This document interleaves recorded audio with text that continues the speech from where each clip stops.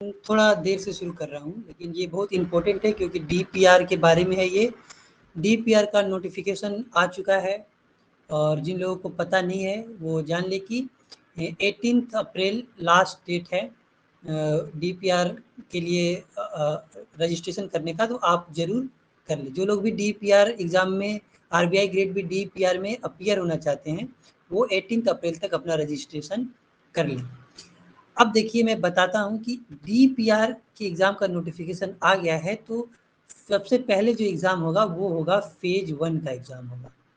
तो मैं यहाँ फेज 1 के से रिलेटेड ही बात करूँगा, यानी कि फेज 1 के लिए जो स्ट्रेटजी है, कौन सी बुक अभी आपको पढ़नी चाहिए और आपको क्या क्या करना चाहिए, मैं क्या करूँगा आपके लिए, वो सब मैं अभी आपको बताऊँगा। तो जहाँ तक फेज 1 की बात है, फेज 1 का एग्ज़ाम जुलाई को होगा, जुलाई में होगा और 2 जुलाई को होगा ये भी ध्यान रखिए। तो इस बार काफ़ी समय मिला है आपके पास, अप्रैल है, फिर मई है और उसके बाद जून भी है। तो लगभग 3 मंथ से भी ज़्यादा इस बार आपको टाइम थोड़ा मिला हुआ है, जो कि यूजुअली नहीं मिलता है इतना ज़्यादा टाइम, लेकिन इस बार मिला हुआ है। तो इस क्लासरूम में जो लोग हैं उन्हें मैं बता दूं कि आप इसका एडवांटेज ज़रूर लें। अब मैं आपकी हेल्प कैसे करूँगा और आपको क्या करना चाहिए वो मैं बता देता हूँ। तो सबसे पहले आप ये समझिए कि जो फेज 1 में जो क्वेश्चन होते हैं वो ज़्यादातर क्वेश्चन 80 to 90% जो क्वेश्चन होते हैं वो न्यूमेरिकल होते हैं, ठीक? वो न्यूमेरिकल क्वेश्चन होते हैं। अब कुछ लोग ये बोल सकते हैं कि क्या पता इस बार थोड़ा न्यूमेरिकल क्वेश्चन ना पूछे। तो चलिए हम मान लेते हैं कि 10% जो क्वेश्चन होते हैं वो नॉन न्यूमेरिकल हुए पिछले एग्जाम में।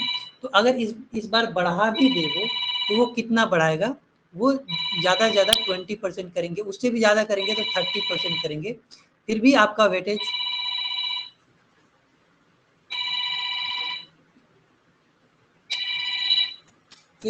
वेटेज जो होगा वो लगभग 70% जो वेटेज होगा वो आपका न्यूमेरिकल्स पे ही होगा। तो इसलिए न्यूमेरिकल्स करना आपके लिए बहुत ही ज़्यादा ज़रूरी है इस एग्ज़ाम के लिए।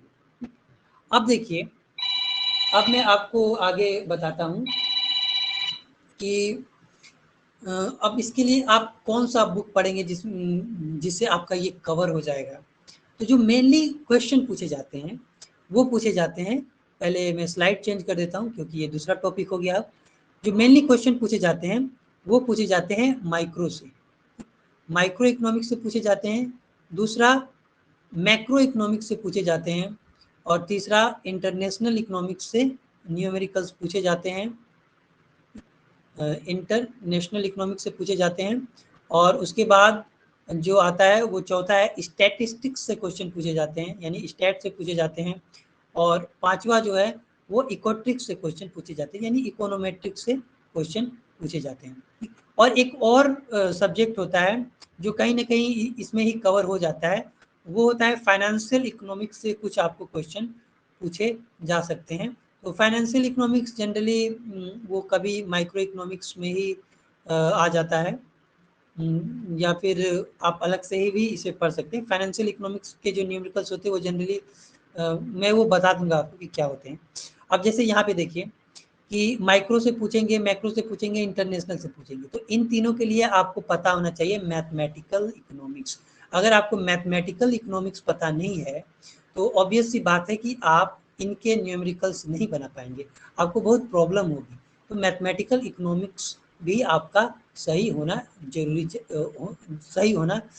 है। इनफैक्ट ये सबसे ज़्यादा जरूरी है मैथमेटिकल इकोनॉमिक्स, क्योंकि क्वेश्चन जो होते हैं उनका नेचर न्यूमेरिकल होता है, तो मैथमेटिकल इकोनॉमिक्स की अंडरस्टैंडिंग होनी बहुत ज़रूरी है। बाकी स्टेट और इकोट्रिक्स में, स्टेट का आपको पहले से आपने पढ़ा है तो बहुत अच्छी बात है, अगर नहीं पढ़ा है तो आपको पढ़ लेना चाहिए। और जो फाइनेंशियल इकोनॉमिक्स के क्वेश्चन होते हैं वो कंपाउंड इंटरेस्ट से रिलेटेड होते हैं, या फिर वो कंपाउंड इंटरेस्ट से ही रिलेटेड सारे आइडियाज़ होते हैं, जैसे एनएवी हो गया, नेट प्रेजेंट एन वैल्यू हो गया, एनपीवी हो गया, या फिर प्रेजेंट वैल्यू निकालना हो गया। तो ये सारी जो चीज़ें हैं वैल्यूएशन से रिलेटेड, ये सब फाइनेंशियल इकोनॉमिक्स में आती है। इंटरेस्ट रेट कैलकुलेट करना कंपाउंड इंटरेस्ट पे, तो ये से रिलेटेड एक दो क्वेश्चन जरूर होते हैं एग्जाम में। तो इसको भी आपको एक अलग से आपको प्रिपेयर कर लेना है कि हाँ ये क्वेश्चन पूछा जाएगा। तो वो भी क्वेश्चन मैं दूंगा जब मैं मॉक टेस्ट करूंगा, या मैं कल से ही डेली कुछ क्वेश्चन आपको दूंगा। लगातार 3 महीने तक मैं न्यूमेरिकल क्वेश्चन आपको दूंगा, ताकि आपकी तैयारी बहुत अच्छी हो जाएगी फेज 1 की। फेज 1 को लेकर आप बिल्कुल निश्चिंत रहें, जो मैं कह रहा हूँ उसे आप करें तो आपका बहुत अच्छा जाएगा। अब मैं बताता हूँ आपको कि ये तो मैंने आपको बता दिया कि कौन-कौन से सब्जेक्ट से मेनली क्वेश्चन पूछे जाते हैं। तो अब इसके लिए बुक्स कौन-कौन सी होगी, तो वो मैं आपको वन बाय वन करके बताता हूँ। सबसे पहले मैथमेटिकल इकोनॉमिक्स आएगा, तो सबसे पहले मैं बात करता हूँ कि मैथमेटिकल इकोनॉमिक्स के लिए आपको कौन-सी बुक देखनी चाहिए। अगर आपका मैथमेटिकल बैकग्राउंड नहीं है, तो आपको मैथमेटिकल इकोनॉमिक्स के को अलग से पढ़ना होगा। यानी कि अगर आपने 12th क्लास तक मैथमेटिक्स अच्छे से नहीं पढ़ी है, तो आपको थोड़ा मैथमेटिकल इकोनॉमिक्स अपना क्लियर करना होगा। तो इसके लिए सबसे अच्छी बुक जो मैंने डाउनलोड कर रखी है, जो सबसे बेसिक और सबसे ईजी लैंग्वेज में आपको बताएगी, वो स्वाम आउटलाइन की मैथमेटिकल इकोनॉमिक्स की बुक है। तो आप उसे ज़रूर देख लें। अगर नहीं कुछ समझ में आए तो मुझे बताइएगा, और उस पर वीडियो लेक्चर भी हैं, वो भी आपको हेल्प करेंगे। आप स्टडी मटेरियल सेक्शन में जाके देख लीजिएगा। अब आता है माइक्रो की पारी। जब आपने मैथमेटिकल कर लिया है तो आपको माइक्रो मैक्रो पढ़ना है। तो माइक्रो के लिए जो सबसे अच्छा बुक है, या आप कहिए कि जिससे क्वेश्चन पूछे जाते हैं, वो है निकोलसन एंड स्नाइडर की जो बुक है, वो आप उसे पढ़ेंगे। Nicholson and Snyder. अब देखिए मैं एक चीज़ और बता देता हूँ, निकोलसन एंड स्नाइडर की बुक तो अवेलेबल है ही पीडीएफ में।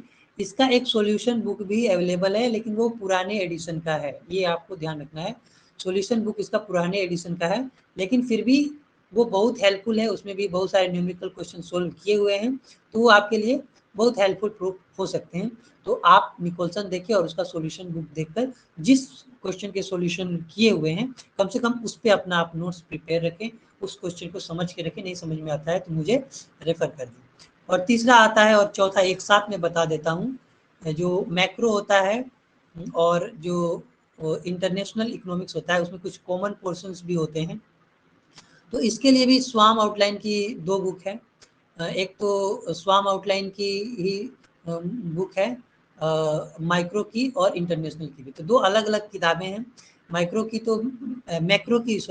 तो मैंने अपलोड करके रखी हुई है गूगल ड्राइव फ़ोल्डर में, आप वहाँ से देख सकते हैं। इंटरनेशनल की अगर नहीं है तो मैं कर दूँगा, कुछ ही दिन में मैं उसे इंटरनेशनल भी कर दूँगा।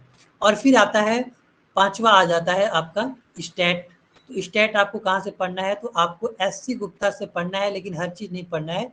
जो भी बेसिक चीज़ें हैं एमए के सिलेबस में, जो आपने स्टेट एमए में पढ़ा है, किसी भी सेंट्रल यूनिवर्सिटी का सिलेबस निकाल के देखिएगा, उसमें बेसिक चीज़ें हैं वो आपको पढ़ लेना है। जैसे कि प्रोबेबिलिटी डिस्ट्रीब्यूशन हुआ, हाइपोथेसिस टेस्टिंग हुआ, ये इंपॉर्टेंट चीज़ें हैं वो आपको पढ़ लेना है। कोरिलेशन हुआ, रिग्रेशन हुआ, तो ये कुछ मेजर टॉपिक है जो आपको इससे पढ़ लेना है।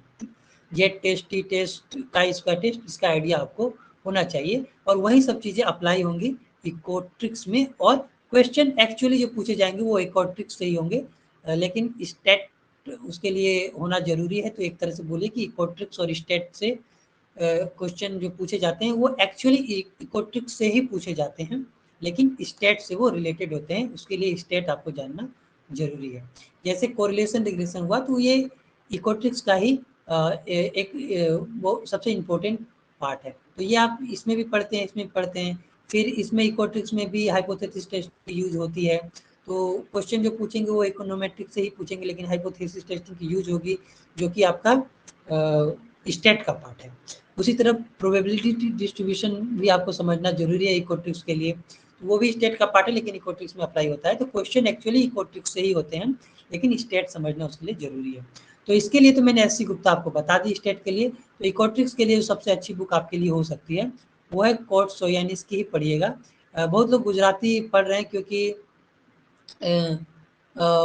ये मार्केट में बहुत पॉपुलर बुक है, ज़्यादा लोग रिकमेंड करते हैं। लेकिन प्रॉब्लम है कि इसमें जो क्वेश्चन जो होते हैं वो बहुत एम्पिरिकल टाइप के होते हैं, जो आपके एग्ज़ाम में हो सकता है नहीं पूछे जाए। आपके एग्ज़ाम में हाइपोथेटिकल क्वेश्चन होते हैं, तो हाइपोथेटिकल क्वेश्चन आपको क्वेश्चन में मिलेंगे। बात जहाँ तक सॉल्यूशन की है, तो सॉल्यूशन इसका अवेलेबल नहीं है, तो मैं क्वेश्चन सॉल्व कराऊंगा। लेकिन जिस तरह से ये बुक लिखी गई है, अगर आप उसके एग्जाम्पल्स करें तो बहुत सारे क्वेश्चन उसके आप कर पाएंगे।